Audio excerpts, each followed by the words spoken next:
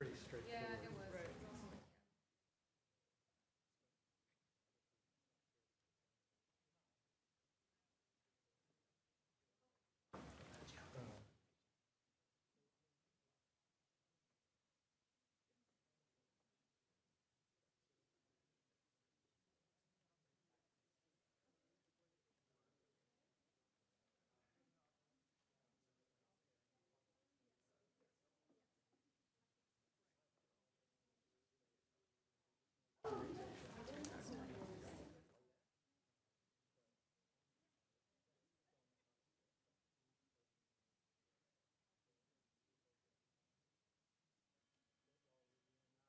Something else? Cool.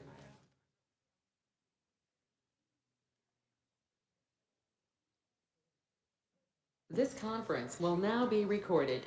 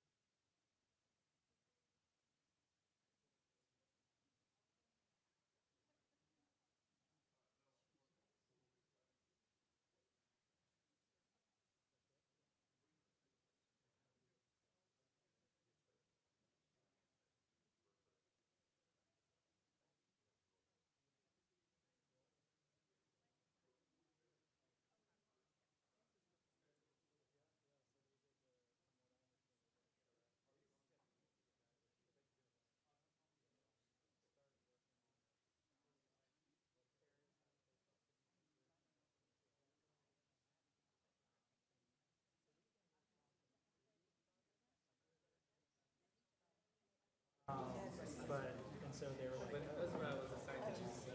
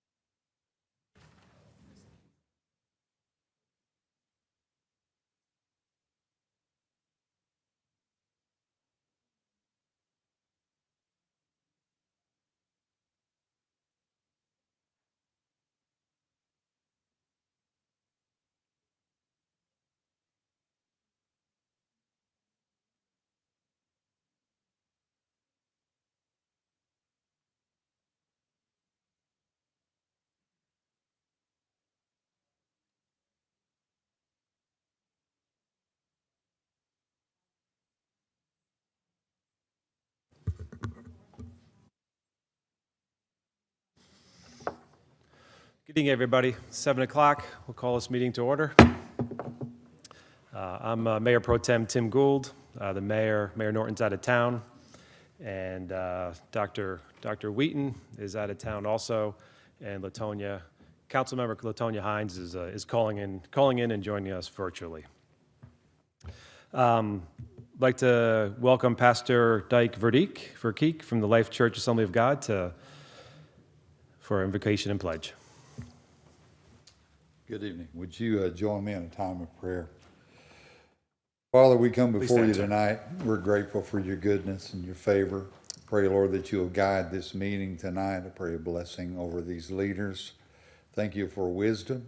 Thank you for your grace. We're grateful, Lord, to live in this city, in this state, blessed to live in this nation. We thank you, Lord, for your blessing and your covering over this meeting tonight. In your name we ask it. Amen.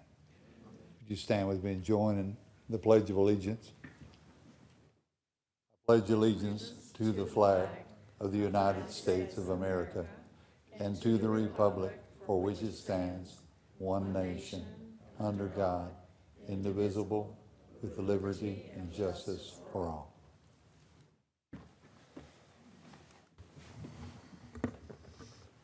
Thank you, Pastor.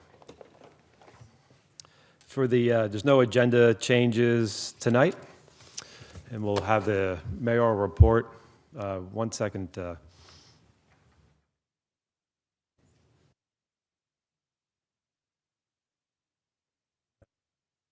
We're going to just getting the Councilmember Hines set up remotely.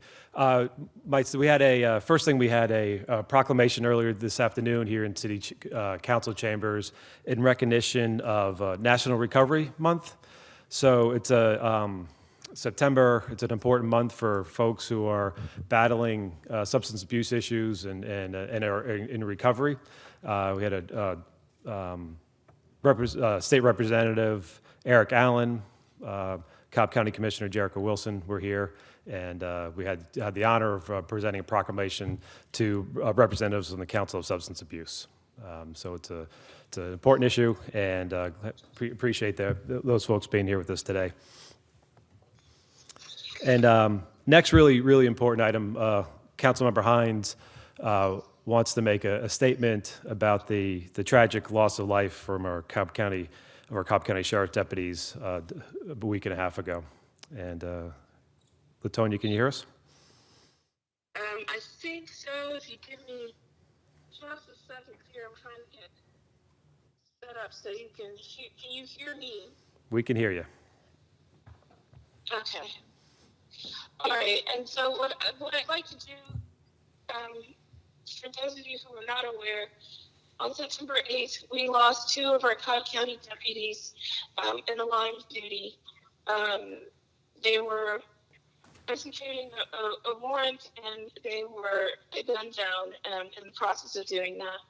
And if there's one thing that we know about public service, and definitely providing public safety, there's a sacrifice. And so on that date, they lost their lives, and there were two families that were irrevocably changed because of that. And I would like to, if we could, do a minute of silence just in recognition of the sacrifice that they gave in doing their job, and then also the sacrifice for our public safety and providing a safe community for us, the sacrifice they put on the line every day. So if you could give a minute of silence in their honor, I'd appreciate that.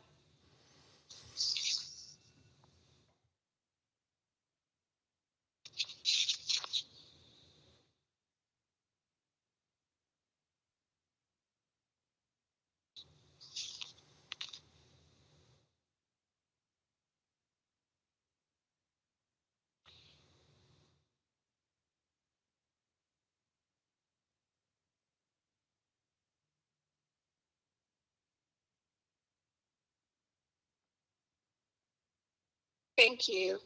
In recognition of Deputy Koleski and Deputy Urban, the two deputies who lost their lives, you can visit the Cobb County Sheriff's Office website to see what's being done for the family or to express your condolences. But once again, I think on behalf of all of the council, we thank all of our public safety and first responders for the job they do. And it does not go without notice to us of the sacrifice to them. And so prayers to the family members of the fallen deputies and to our fellow law enforcement in the Cobb County Sheriff's Department. Thank you. Thank you, LaTonya. Appreciate that very much. And you might have heard it, but just to clarify, again, it was the Cobb County Sheriff Deputy Jonathan Koleski and Marshall Irvin Jr. So, many folks dedicate their lives to service for our community, but it's our public safety folks who risk their lives every day, and it's a tragic loss, obviously, for our community, for the deputies' families, and for all those folks that know and loved the deputies. So our hearts go out to them.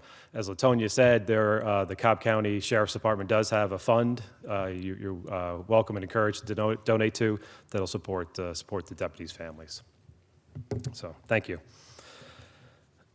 Next item on the agenda is proclamation in recognition of Hispanic Heritage Month. And I'm going to ask Council Member Wilkinson to read the proclamation. Okay, thank you. First, I'd like to invite up Smyrna citizen Brian Amanza, and he can tell us a few things about himself and about what he's working on, and then I'll read the proclamation. Thank you. Good afternoon, my fellow Smyrna neighbors. I'm here to bring some festive news about a festival that we're coordinating with the Smyrna. Okay, let me bring this closer. Okay, with the Smyrna Hispanic Committee, we're coordinating a festival to honor our Hispanic neighbors in Smyrna, and we're going to be having different performances, entertainment, a DJ, classical cars for all you car enthusiasts, and just highlighting Hispanic culture in our community. We live in a diverse community made up of different members from different backgrounds. And so we're here today to invite everyone. You don't have to speak Spanish. You don't have to know how to dance salsa. You're welcome. And if you guys can spread the voice, it would mean a lot to the Hispanic community. Okay. Did you want to read the proclamation? Thank you. Okay. So at this time, I'll read the proclamation. By the Mayor of the City of Smyrna in recognition of Hispanic Heritage Month. Whereas during National Hispanic Heritage Month, we recognize the contributions made by Hispanic and Latino Americans in the United States and celebrate their culture and heritage. And whereas with over 60 million Hispanic Americans residing in the United States, Hispanic Americans make up the largest minority group in the nation and have significantly contributed to our government, culture, and economy over the generations. And whereas the Hispanic community in America has made many important advances in areas of law, religion, agriculture, art, music, education, technology, architecture, cuisine, theater, and exploration. And whereas nationally, September 15th through October 15th is National Hispanic Heritage Month, and the focal point for recognizing and celebrating the many achievements of Latino Americans and applauding their proud legacy of service and dedication. And whereas the 2022 theme for Hispanic Heritage Month is Unidos, Inclusivity for a Stronger Nation. And whereas Smyrna's Hispanic American community will celebrate Hispanic Heritage Month through a series of special events featuring Hispanic history, food, dance, and culture, celebrating the rich tradition of many contributions this community has made to the city of Smyrna. And whereas we should appreciate and honor the countless achievements of Hispanic Americans and continue our efforts to ensure our city is a welcoming, inclusive place that provides just, and equal opportunities for all. Now, therefore, I, Derek Norton, Mayor of the City of Smyrna, Georgia, do hereby proclaim September 15th through October 15th, 2022 as Hispanic Heritage Month.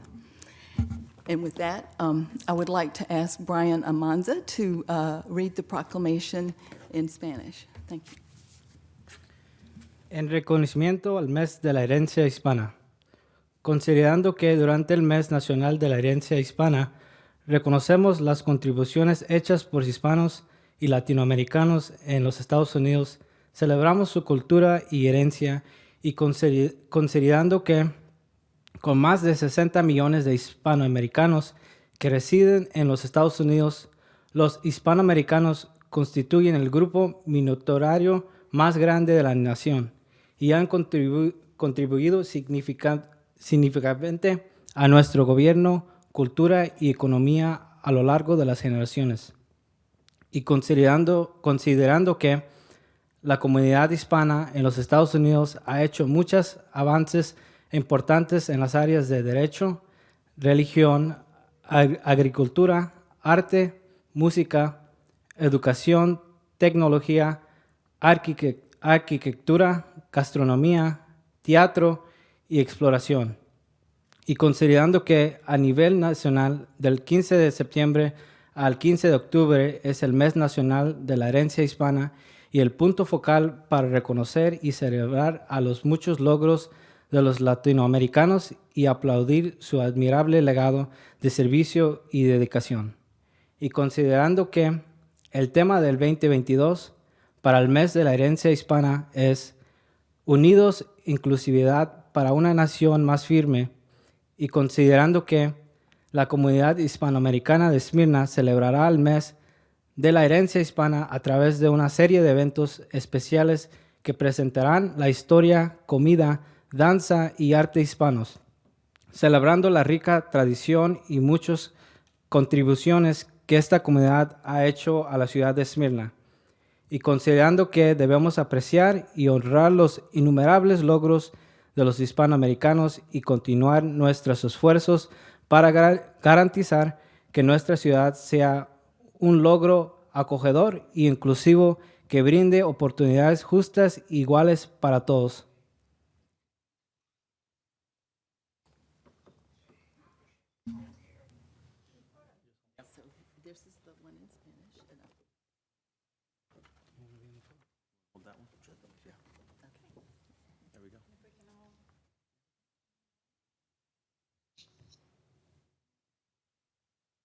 He just sent me a text.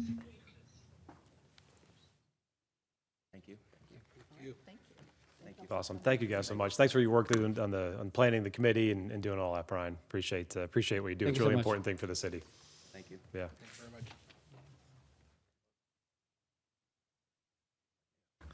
Awesome. Thank you very much. Item 3B, proclamation in recognition of Constitution Week, September 17th through the 23rd, 2022, Fielding Lewis Chapter, National Society Daughters of the American Revolution. I think our own Jennifer Bennett is active as a member. Yes, she is. Yep. And then we have Linda. Linda? Yeah. Uh-huh. Nice to Linda see you again. Lopez. Good to see you. Yeah, Thank yeah. you for having us here. That was our pleasure. Do you want to say a few words? I do, always. And thank you for having us. On Saturday, just 2 days ago, September 17th, the Fielding Lewis chapter held a community celebration for Constitution Day in the Glover Park in Marietta. This is a celebration that our chapter is looking at for the entire community, for Cobb County, and we appreciate being here today. 235 years ago, our Constitution was signed in Philadelphia. We want to remember our duty to protect and defend the Constitution and be ever mindful that this document established the basis for the heritage of our country and the foundation for our way of life. The Constitutional Convention had its share of discussions, and the final Constitution incorporated many of those differing points of view. The men who framed this document understood that in order to ratify this document, the 13 states would all have to know that their voices were heard. I'm proud to say that Georgia was the 4th state to ratify the Constitution with a unanimous vote by the Georgia delegates. It is our duty as citizens to study the Constitution and educate ourselves and our community about our rights and responsibilities. Thank you so much to the Smyrna Mayor and City Council for your recognition of Constitution Week. Thank you. I'm going to ask Councilmember Welch to read the proclamation. Thank you. And I'll bring it down afterwards. Okay. A proclamation by the Mayor of the City of Smyrna, Constitution Week 2022. Whereas the Constitution of the United States of America, the guardian of our liberties, embodies the principles of limited government in a republic dedicated to the rule by law. And whereas September 17th, 2022 marks the 235th anniversary of the framing of the Constitution of the United States of America by the Constitutional Convention. And whereas it is fitting and proper to accord official recognition to this magnificent document and its memorable anniversary, and to the patriotic celebrations which will commemorate it. And whereas Public Law 915 guarantees the issuing of a proclamation each year by the President of the United States of America, designated September 17th through 23rd as Constitution Week. Now, therefore, I, Derek Norton, by virtue of authority vested in me as Mayor of the City of Smyrna in the state of Georgia, do hereby proclaim September 17th through September 23rd, 2022 as Constitution Week, and as our citizens, and ask our citizens to reaffirm the ideals the framers of the Constitution had in 1787 by vigilantly protecting the freedoms guaranteed to us through this guardian of our liberties. In witness whereof, I have hereunto set my seal and caused the seal of the City of Smyrna to be affixed upon this the 19th day of September in the year of our Lord 2022. Derek Norton.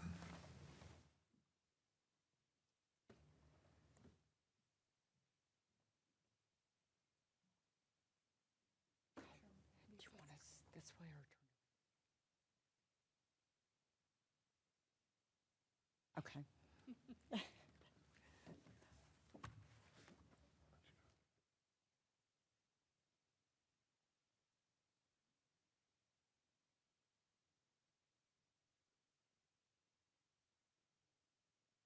Thank y'all for coming out. Thank you so much for being here. Appreciate what you do and reminding us the importance of the Constitution. And it's nice seeing you here year after year. Thank you. We Yeah. appreciate the support. Yeah, thank you.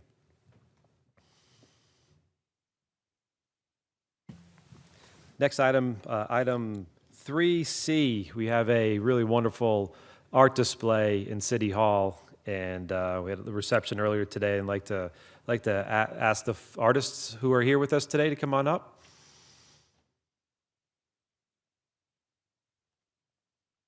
I think this might be at least the third changing of the art display, at least. We're just fortunate to have some really talented folks in the area and have it displayed here in the city.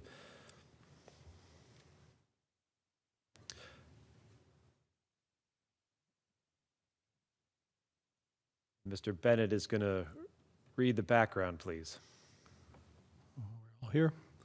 The Smyrna Arts Council and the City of Smyrna have launched a new exhibit of fine art to be displayed in City Hall from August through October 2022. The exhibit features 17 pieces from 8 talented local artists. If you would, if I call your name, please raise your hand. Ms. Mary Bell Cordell, an award-winning, nationally recognized porcelain tile artist, and she is new to our community, so welcome. Veena Raj. Veena is a watercolor artist frequently featured in exhibits throughout Cobb County. Mr. Justin Groom. Mr. Groom is an illustrator exhibiting a large-scale hand-drawn pen and ink piece. Paula Winter. Paula is a former Cobb County school teacher, and she creates unique collage art. Miss Becca McCoy. Beck is a photographer specializing in nature and travel photography. Nanette Perez? Okay, well, thank you. She's actually doing a film. Oh, wonderful. Ms. Perez is a fabric artist with a quilt on display. Mr. Jason Walesh. Mr. Walesh is a pop culture designer and recycled materials collagist and lioness. Lioness is a full-time multidisciplinary artist and creative director of Mutiny Artworks. And again, thank you all. We enjoy working with you, and thank you for the beautiful art that's displayed in City Hall. Yeah, thanks to the Smyrna's Arts Council for helping make this happen. It's great.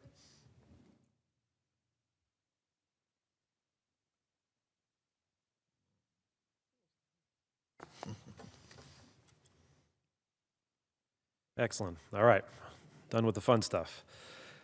Land issues, zonings, and annexations. Item 4A, 2022-145. Public hearing, zoning request Z22-005. Allow rezoning from GC and OI to TS conditional for development of a 107-room hotel and rebranding of a 135-room hotel. 3.115 acres, land lots 846, 880, 881, Morgan Farms Funding LLC, 2855, Spring Hill Parkway, and 2685, Spring Road. This is being tabled at the request of the applicant. Any background, or we're good on that? To ask Mr. Pickens to handle the vote, please. Motion to table until October 17th. Second. We have a motion by Mr. Pickens, second by Mr. Welch. All in favor? And Ms. Hines, how do you vote? In favor. Favor? Motion passes 5-0. Thank you. Item 4B, 2022-408, public hearing, Z22-008, rezoning from R15 to R10 for a two-lot, single-family subdivision at a density of 3.6 units per acre, 0.548 acres, land lot 561, 2625 Highland Avenue, Joe Callahan. Mr. Bennett, the background. Thank you, sir. Joe Callahan is requesting a rezoning from R15 residential to R10 residential for a two-lot, single-family detached subdivision. The subject property is zoned R15 and is occupied with a single-family home. The applicant plans to retain the existing home and build a new single-family detached home on the new lot. The Planning and Zoning Board recommended approval by a vote of 6-0 at the August 8, 2022 meeting. The zoning proposal is consistent with the city's comprehensive plan and the future land use plan. Community Development recommends approval. Pass this to Councilmember Lindley. It's in Ward 3. Thank you. I'm going to turn it over to Joey to give a more detailed explanation. All right, good evening. I'm Joey Stobbs, Planner 2 with Community Development. The location is 2625 Highland Avenue. It's at the intersection of Highland and Old Roswell Road. It's a little over half an acre. There's an existing single-family house on the property, and the applicant is requesting to subdivide it from R15 to R10 to add a second single-family detached home on the property. The land use is moderate density residential, which allows up to 4.5 units per acre, and this proposal would be 3.6 units per acre. So it's consistent with everything around it. This is the proposed property. It's one lot now. They're proposing to subdivide the lot. So it'll keep the existing house, build a new house. It'll have the R10 setbacks of front 25, side 7.5, and rear 25. It meets all of those setback requirements. This is where the houses will be. And then the new house will have a side entry garage coming off Old Roswell Road. They will each have individual detention facilities in the property. There will be right-of-way dedication on Old Roswell and on Highland Avenue, and there will be sidewalk along Old Roswell. So there's no variances requested with this application. This is a proposed home elevation, conceptual elevation, and pictures of the subject property and adjacent properties. Community Development recommends approval of the rezoning from R15 to R10 with a density of 3.6 units per acre. The following conditions, standard conditions regarding the architecture. They'll be responsible for any traffic improvements, and they will have to meet our tree ordinance. Standard conditions regarding the R10 setbacks, the minimum lot size of 10,000 square feet, minimum lot width of 50 feet, minimum driveway length of 22 feet. Again, they will provide 5 feet of right-of-way dedication on Highland Avenue and right-of-way dedication on Old Roswell Road. 14, they will have a 5-foot sidewalk and 2-foot grass strip along the property length on Highland Avenue.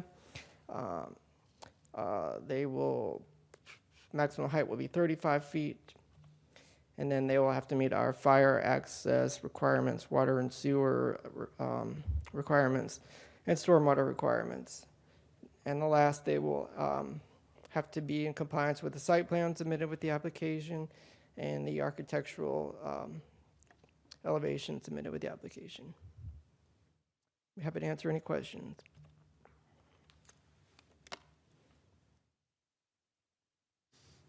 Any questions from anybody? We're good? Mr. Lindley?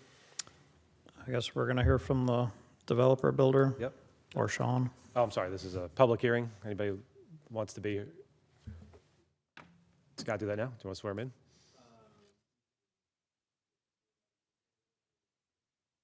Anybody out here to speak on behalf or against? All right. Seeing none?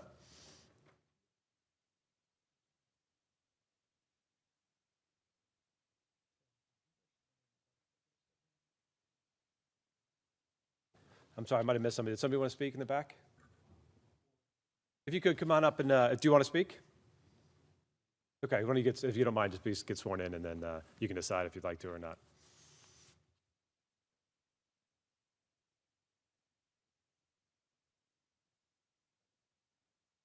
Thank you, Mr. Cochran.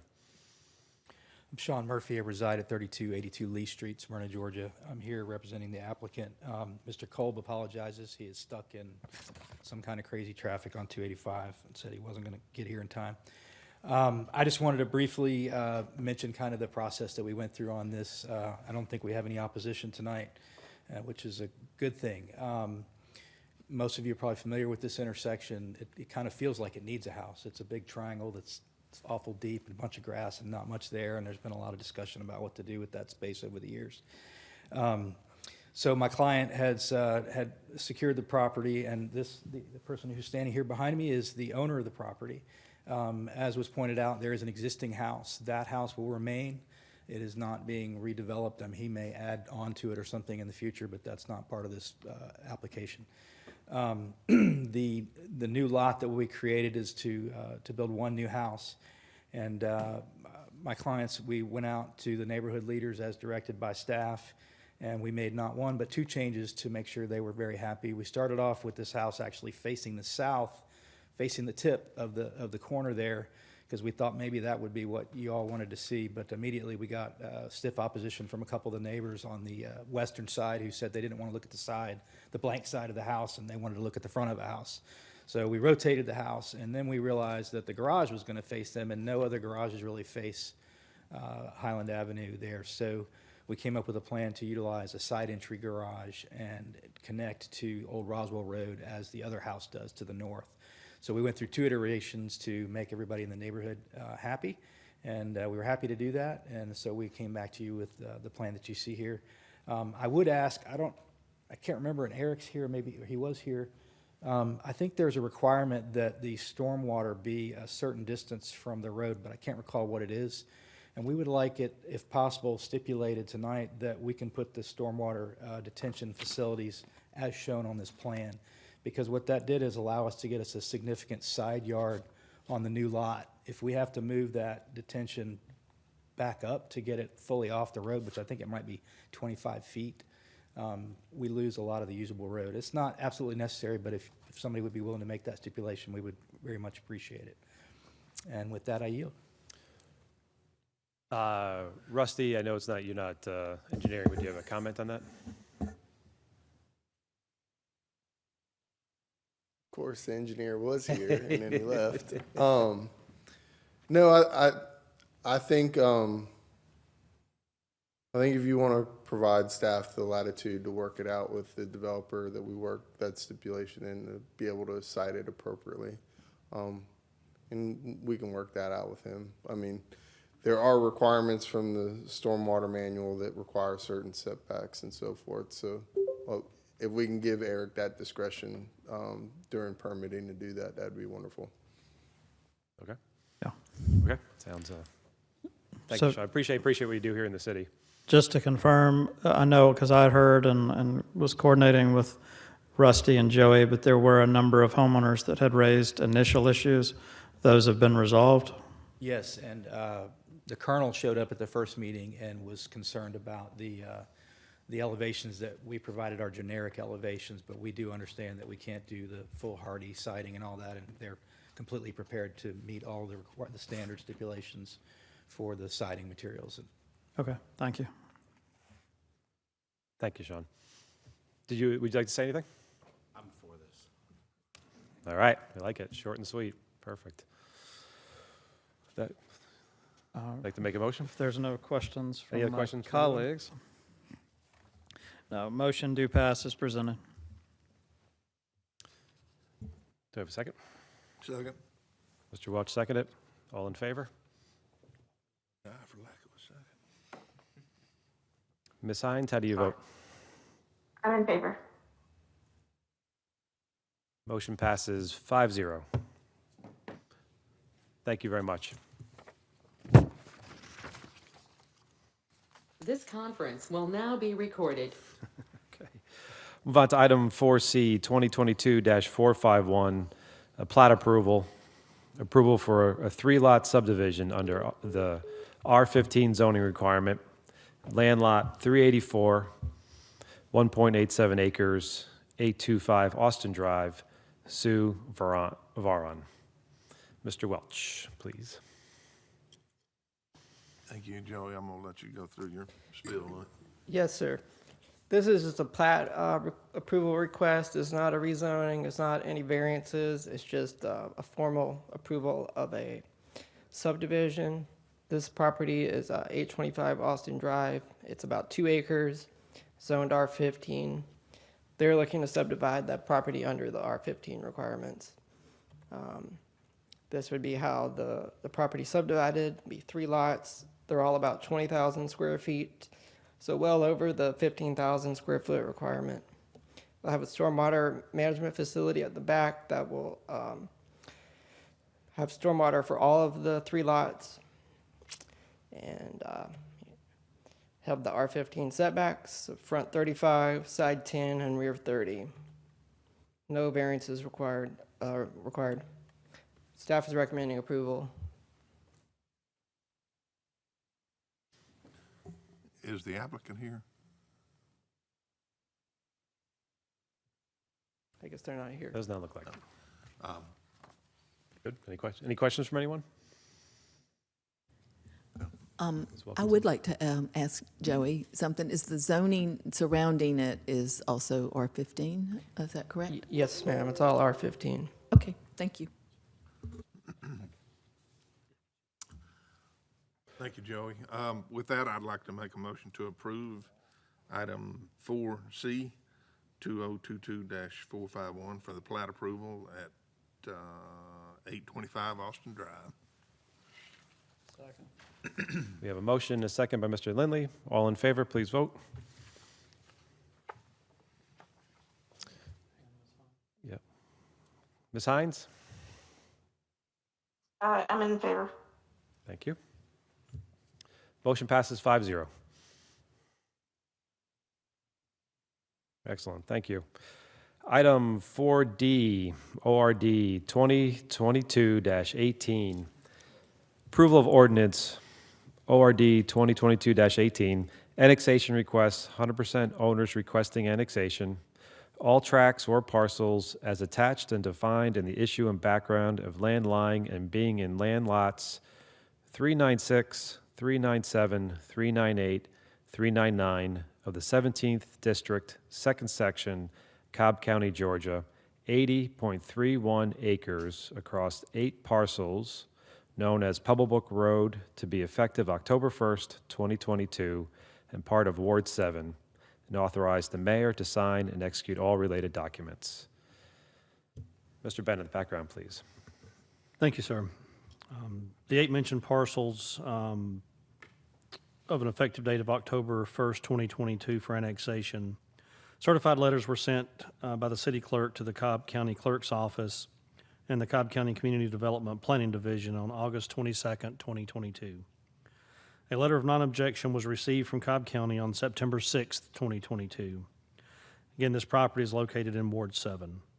Staff recommends approval of ordinance ORD 2022-18, the annexation request, 100% owners request an annexation.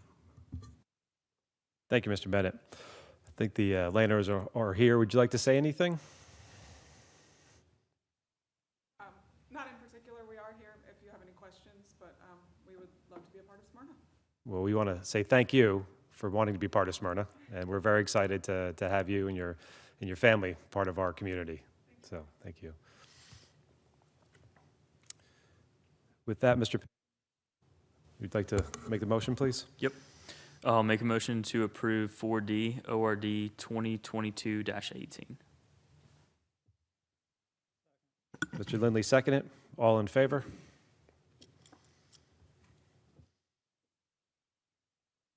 And Ms. Hines? In favor. This might have been one of the easiest votes we've ever taken. Thank you very much for joining the city of Smyrna. It's greatly appreciated. Yeah, thank you. Thank you.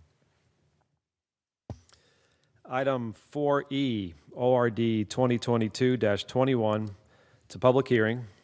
Approval of ORD 2022-21 for code amendments to Appendix A of the zoning ordinance pertaining to townhome design standards with an effective date of October 1st, 2022, and authorize the mayor to review and sign all documents related thereto. Mr. Bennett, background, please. Thank you, sir. Mayor and council adopted a moratorium on townhome development on March 15th, 2021, to provide an opportunity for the city to review the current standards for townhomes and determine if additional standards are required. The Committee on Townhome Development was created in spring of 2021 and met 6 times over the past 18 months. The committee has researched and reviewed townhome standards for many cities and counties in the metro Atlanta area. The committee developed the proposed townhome design standards to raise the architectural quality and development of townhomes in the city. The proposed ordinance has been posted for the public to review, and a town hall meeting was held on August 23rd, 2022. The Planning and Zoning Board recommended approval by a vote of 7-0 at the September 12th, 2022 meeting. I'll turn it over to Rusty for more. Good evening. Joe summarized the process, which is the slide pretty much details pretty extensively, so I won't spend much time on it. But this was an iterative process that went back and forth for the past year and a half. We had to extend the moratorium a couple times, but ultimately, I think we developed as a committee a good product that I think everyone's going to be satisfied with. Tonight, I'm just going to give you sort of the broad brush strokes of the ordinance and sort of what issues we were trying to address and how we address those. The purpose of the ordinance is intended to regulate the siting and architectural design of townhome projects in pursuit of cohesive design and walkable development patterns within the city. From the committee's perspective, there wasn't a whole lot of consistency from one townhome development to another through the city, and we wanted to create a document that was going to create that consistency, so you knew that you were in Smyrna, that you had you had standards that you had to meet, and that they were consistent across all projects. The regulations are intended to define elements of development that support both horizontal and vertical articulations and variations among units that provide architectural interests and reinforce high-quality design. And this is with respect to meeting the policy and goals of the city's comprehensive plan. So that's the purpose and intent of the ordinance. It's in the ordinance. It's very clear when the developers and home builders come in that's what we're trying to achieve with these requirements. So what's in the ordinance? We first added architectural definitions to the zoning ordinance to clearly define architectural elements such as balconies, patios, fenestration, window systems, stuff like that. In addition, we added a section that dealt specifically with what does this apply to? And this is going to apply to all new townhome developments with respect to any zoning district that allows townhomes. So your RDA district, your RM districts, your residential townhouse, residential duplex, and your mixed use and CBD districts. Then we created a section that required minimum architectural design requirements no matter what. And these deal with facade materials, building articulation, roof pitches, roof styles, garage designs, window requirements, and screening of mechanical equipment. Some of the big points with respect to that are we are now requiring a minimum of 2 stories of brick or stone facade on the front and sides of the building that are visible from the city right away. We're also requiring roof pitches to be larger than 612. So there's a lot of detailed requirements that go into this, and the home builders are going to have to meet all those requirements in addition to site stuff. In addition, there were some elements that we wanted to address, so we put them into a design element catalog, and it provides a menu of items under specific categories, and the home builders are going to be able to pick at least one item from each of those categories and provide those for each unit. And those deal with private outdoor space, architectural projection, roof elements, and then variation amongst the units and facades. The next section dealt with the bulk standards, and these are your primary zoning standards. So your setbacks, building separation, building height, unit floor area, unit width, and lot configuration. So we set the minimum building separation or building setbacks from the adjoining property lines as well as within the development. And we set the front setback for front entry garage to 20 feet from basically the right-of-way line.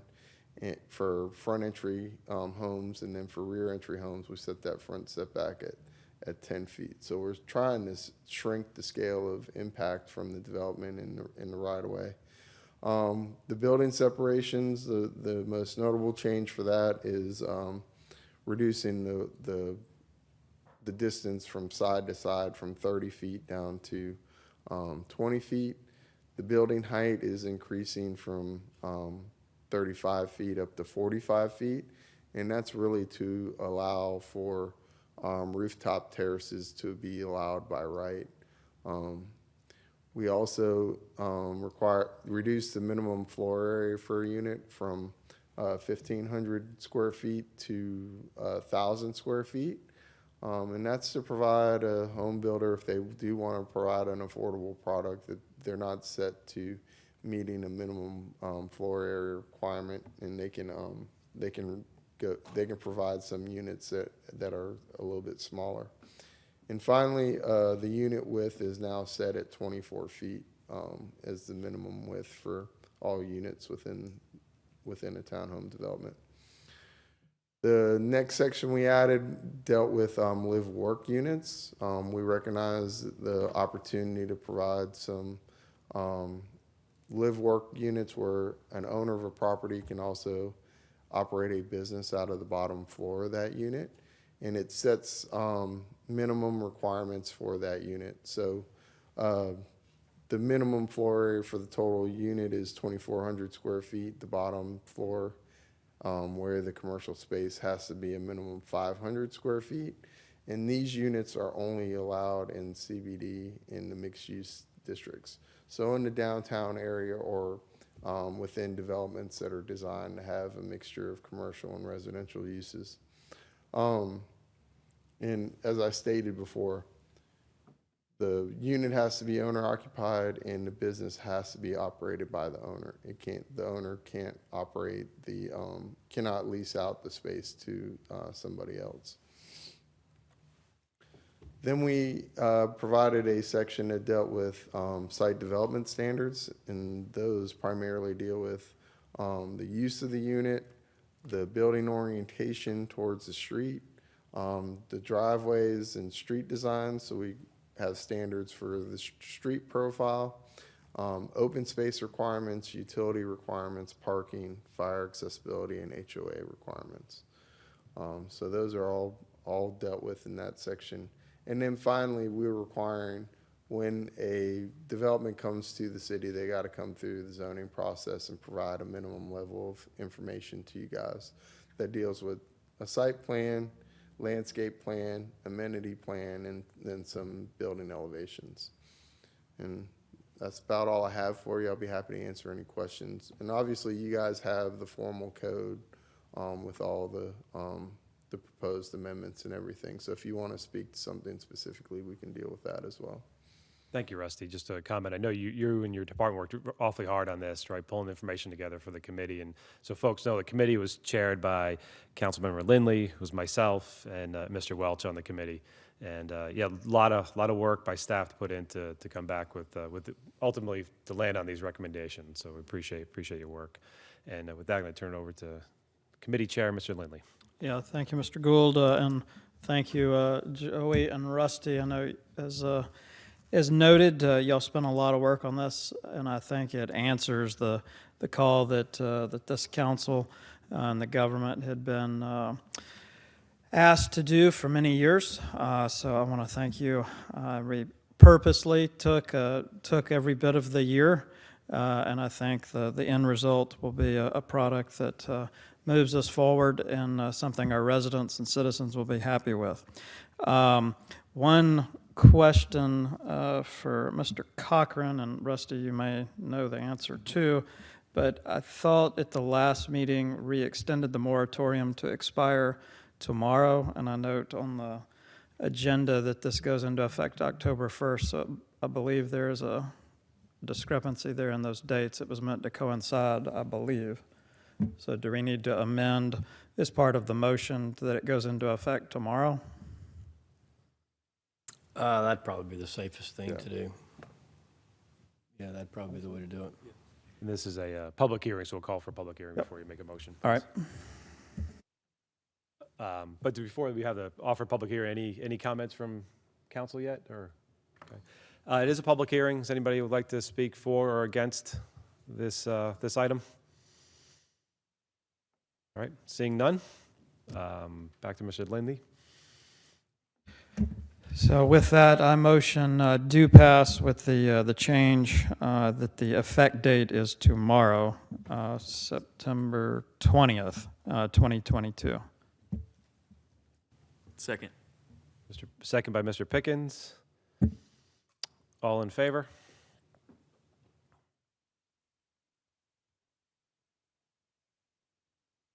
Ms. Hines? In favor. Motion passes 5-0.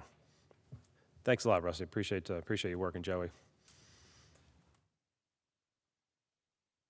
All right, item 6A, item 5, no privilege licenses. Item 6A, ORD 2022-19, first approval of charter amendment adopting the redistricting plan subsequent to the 2020 decennial census and authorize the mayor to sign and execute all related documents. Mr. Bennett, the background, please. Thank you, Mr. Gould. As a result of the 2020 census, the boundaries of the city of Smyrna, Georgia's 7 council-person wards require redistricting in accordance with applicable state and federal law. The mayor and city council, also known as the governing body of the city, have engaged redistricting legal experts and consultants to assist the city in its redistricting efforts, and the governing body now desires to amend the city charter to adopt this redistricting plan. Authorize the amendment of Article 3, Division 1, Section 6C of its charter of the city, of the Smyrna City Charter to adopt this redistricting plan made subsequent to the 2020 decennial census and authorize the mayor to sign and execute all related documents. Thank you, Mr. Bennett. Turn it over to Councilmember Lindley, please. Thank you, Mr. Mayor Pro Tem. So we have, the council and staff have sort of waded through this with the consultant for several months now. There was a town hall meeting, and there's been a number of discussions on it. At the last CAL meeting, I guess, which would have, or 2 CAL meetings ago, I know the council sort of looked at it, and there was unanimous consent among council. So with that, motion to adopt is presented. Do we have a second? Second. Second by Mr. Pickens. All in favor, please vote.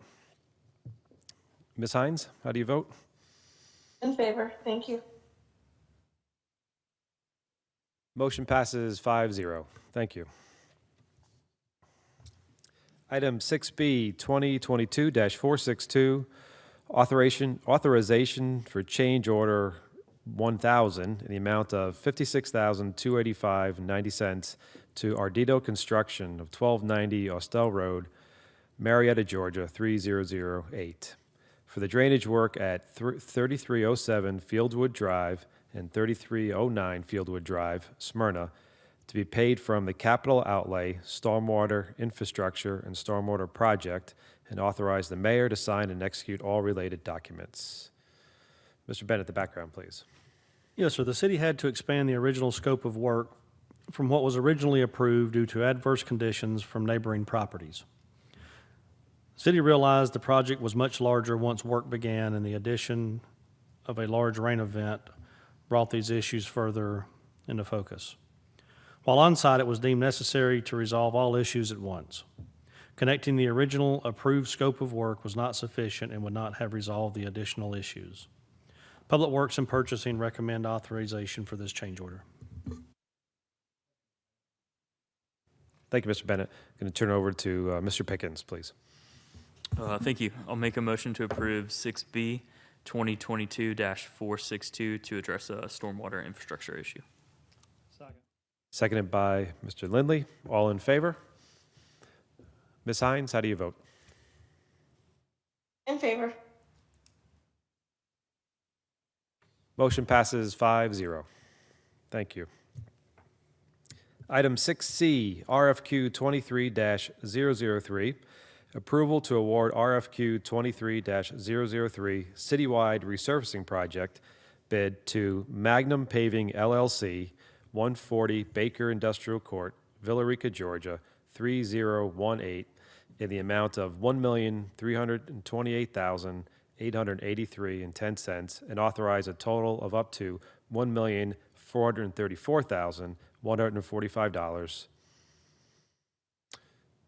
$523,031.85 LMIG, and $911.113.15 SPLOST for paving and resurfacing of 14 city streets: Vineyard Way, Bordeaux Walk, Lake Drive, Terry Meyer Drive, Emery Road, Wooddale Drive, Cliffcrest Drive, Mill Pond Road, Afton Way, Woodruff Drive, Cumberland Valley Drive, Shenandoah Valley Lane, Napa Valley Court, Laurel Springs Way, and authorize the mayor to sign and execute all related documents. Mr. Bennett, the background, please. Thank you, sir. The City of Smyrna requested bids for various resurfacing projects per the city's time frame. 2 bids were received on Friday, August 5th, 2022. Magnum Paving LLC, its bid was $1,694,603.45, while C.W. Matthews Contracting Company Incorporated's bid was $1,784,129.86. Public Works and Purchasing recommend approval to award RFQ 23-003 citywide resurfacing project bid to Magnum Paving LLC at 140 Baker Industrial Court, Villa Rica, Georgia, in the amount of $1,434,145. Thank you, Mr. Bennett. Ask Councilmember Wilkinson to handle this item, please. I move to approve item 6C, RFQ 23-003. I won't read it all, but I'll read the first part. Approval to award RFQ 23-003 citywide resurfacing project to Magnum Paving LLC for the amount of $1.434 million and $145, and for the 14 streets that were read. Okay. Yes. Susan, could you repeat the first amount of 1.3 million and then the 1.4 million? Oh, okay. Well, I just heard Joe just mention the total. Is that right? So that's why I just read the total, but it's for the amount of the bid is 1.328 with a total authorization of 1.4, but the bid award is in the amount of 1.328883. Okay, you want me to read both amounts then?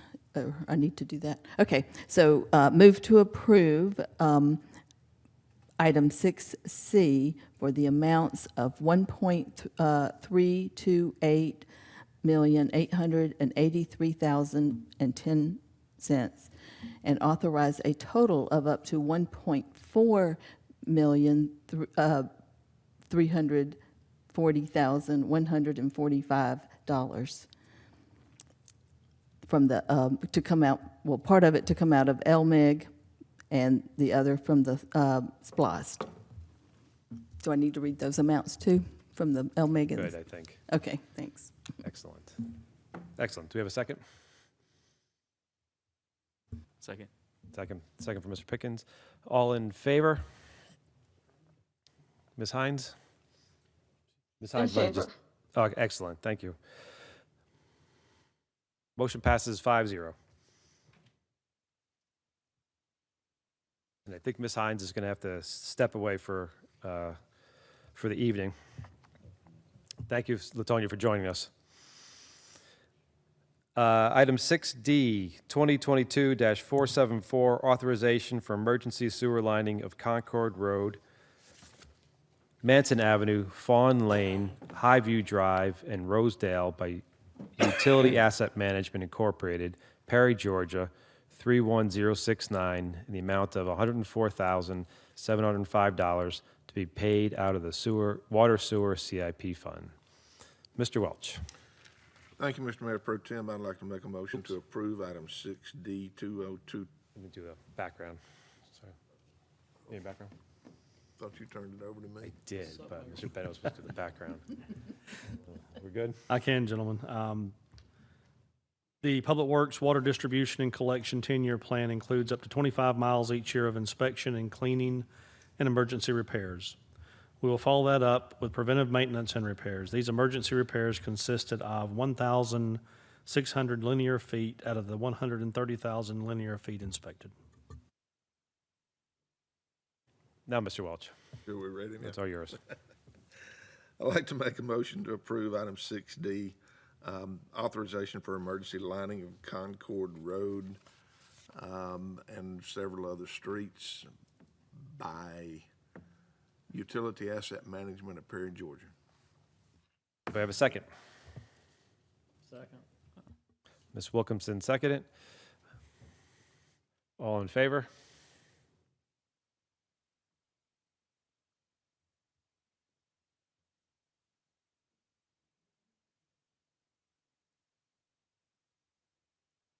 Motion passes 4-0.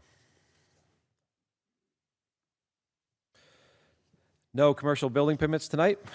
Move on to the item 8, consent agenda. Mr. Bennett. Thank you, Mr. Gould.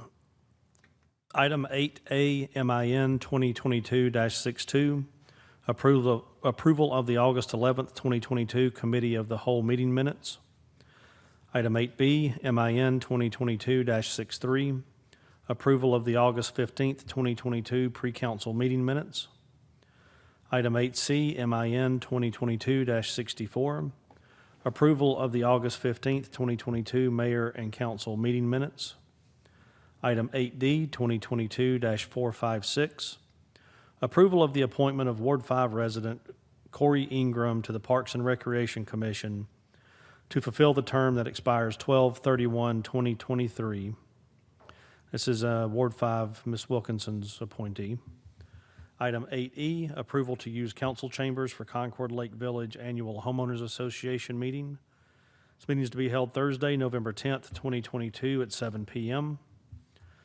Item 8F, approval of stop signs at the intersection of Gilbert Street and Riley's Walk, and authorize the mayor to sign and execute any related documents. 8G, 2022-437, approval of raised pedestrian crossing on King Springs Road in the vicinity of Brinkley Park and Tollison Park, and authorize the mayor to sign and execute all related documents. 8H, 2022-439, approval of speed humps on Wells Drive, and authorize the mayor to sign and execute all related documents. 8I, 2022-438, authorize Atkins Park Tavern, Zuka Bar and Pizzeria, Vintage Tavern, the Corner Taqueria, the Stout Brothers, Cafe Lucia, and the Vineyard Wine Market, Smyrna Village Bourbon and Cigar, to operate alcohol sales stations and trailers outside of their respective businesses, beyond adjacent to their licensed places of business at the following approved event: the City of Smyrna Culture and Spirit Festival and 150th birthday celebration, to be held from 11 a.m. until 10 p.m. on Saturday, October 8th, 2022. Item 8J, approval of Item 8J, 2022-459, approval of 2022 Hispanic Heritage Celebration street closings for the starting Friday, October 14th, 2022 at 6 a.m. until Saturday, October 15th, 2022 at 11:59 p.m. at King Street from Bank Street to Stevens Street, at Bank Street from Village Walk to King Street, and at West Spring Street. Item 8K, 2022-460, approval of the 2022 modified Crown Castle site lease agreement, BU 8442-GA2383, Smyrna Police Fire, 2646 Atlanta Road, Smyrna, Georgia. Site lease agreement dated January 9th, 1997, and authorize the mayor to sign and execute all related documents. And finally, 8L, 2022-472, authorization for temporary closure of the crossover from Ward Street at Windy Hill for utility and shoring construction from 9/17/2022 to 10/2/2022. Thank you, Mr. Bennett. Well done. Do I have a motion for the consent agenda? Do I have a second? Second. Motion by Mr. Lindley, second by Mr. Pickens. All in favor? Motion passes 4-0. Move on to committee and ward reports, and start with Mr. Pickens. Thank you. Just a reminder that there'll be a joint town hall for wards 1, 2, and 3, October 18th at 7 p.m. in this room. Thank you, sir. Mr. Lindley? Thank you, Sub-Mayor. Just to reiterate, Mr. Pickens, we will have a joint town hall for wards 1, 2, and 3 here at City Hall at 7 p.m. on 10/18. Yesterday, the sub-mayor and I had the opportunity to attend the 50th anniversary of Griffin Middle School, and I'm a proud alumni of Griffin, so it was good to visit the campus and see how much it had changed and grown, and how, in fact, it was actually a small building when I was there. And then recently had the opportunity to travel abroad, saw some amazing things, but it was great to come home to Smyrna. So with that, I yield. Thank you, Mr. So, Lindley. Mayor. Pleasure as always. Mr. Welch. Mr. Mayor Pro Tem, no report this afternoon. Excellent. Thank you. Appreciate that answer. Ms. Wilkinson. I'm going to talk a little bit more. I want to thank all the citizens that came out for the Ward 5 Neighborhood Town Hall meeting on Sunday. I think it was a really good meeting, and I appreciate their time coming out on a beautiful Sunday afternoon. I also want to thank the Smyrna City staff that came and presented. That would be Community Development Director Rusty Martin, who presented on a lot of the things that are going on in his department. Also, Lieutenant Lewis Defense gave a presentation from the Smyrna Police Department, and Paul Osborne gave us a discussion and talk about Smyrna, updates on Smyrna roads and construction, and I think it turned out to be a really good meeting. I also had 2 citizens of Ward 5 come and speak about some happenings in Smyrna, and I want to thank them as well. That's Brian Monzo, and I said Ward 5, he grew up in Ward 5 on Powder Spring Street, went to Campbell High School. He now lives in Ward 3, but his parents still live in Ward 5. And I also want to thank Becca McCoy, who's a Ward 5 citizen as well, who came and talked about the Smyrna Arts Council. And both of them happened to be here tonight, so that was a coincidence. But I want to thank them for coming to the meeting and speaking to the citizens of Ward 5. And with that, I yield. Good. Thank you, Ms. Wilkinson. Mr. Bennett? No, sir. No. Scott or Penny? Anybody? Jill, any comments? Okay, thanks for filling in today. Doing an outstanding job. Thank you. So public citizen input, we have one person signed up, Krissa Blue.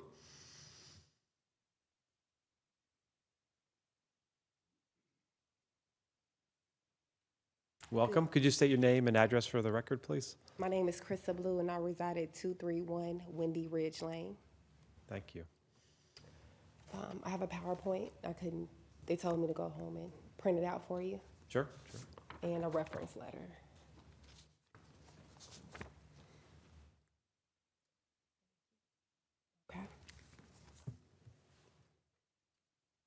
Okay, so we would like to present our project to the city of Smyrna. We're a group of Georgia realtors, and we are all members of the Cobb Association Board of Realtors. We're a nonprofit organization, and we also host events and charity events, such as toys drives and Thanksgiving drives, and also clean up Cobb County, keep Smyrna beautiful.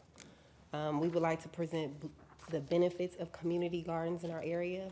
We decided to go for a community organization, cultural opportunities, outdoor education for classroom settings, food production, health, and green space of Smyrna. When COVID-19 impacted the pandemic, it increased the food prices.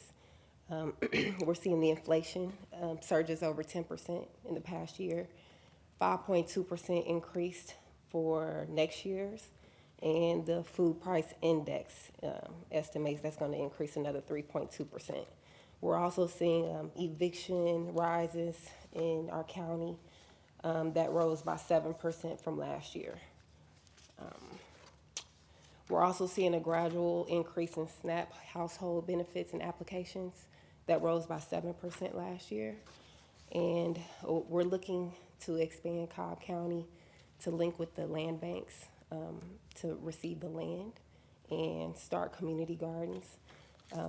By starting this community garden, this will be able to help the households increase the food insecurity and the housing insecurity. We want to help those who have experienced unemployment. We want to help the disproportionate impacted households. And we also want to repurpose vacant rooftop buildings and vacant lots in the near future.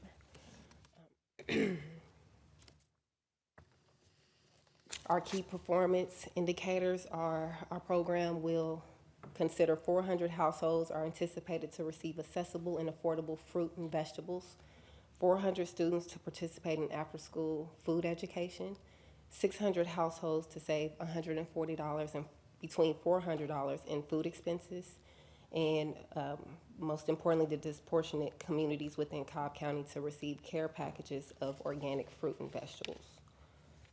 Let me see. Okay, and I believe that is it. I had an entire PowerPoint, I'm sorry. That's all right. But yes, we would like to partner with the city of Smyrna to assist us in the land and helping us to. Have you start been in contact with city staff yet? I have, but I believe it was with Cobb County. With Cobb County, okay, sure. I think maybe if you want to give Mr. Bennett your contact information. Okay. And I'm sure somebody, the appropriate person, be a good conversation and try to find a spot and see if there's a good match. I mean, it's a wonderful idea. I know there one in Cobb County off of Cooper Lake Road. There's a community garden there that seems to be thriving, and it's probably going right after the same objectives and goals and seeing the same type of challenges, right? So, Yes. yeah, I appreciate you doing this. Yes, sir. Thank Ms. you. Masheri, can you get her in contact with KSB? Thank you. Yeah. So KSB keeps doing a beautiful, wonderful organization here in the city. It might be a great group of people to partner with. But Yes. by all, please reach out. Definitely. Okay, will do. Thank you. Thank you very much.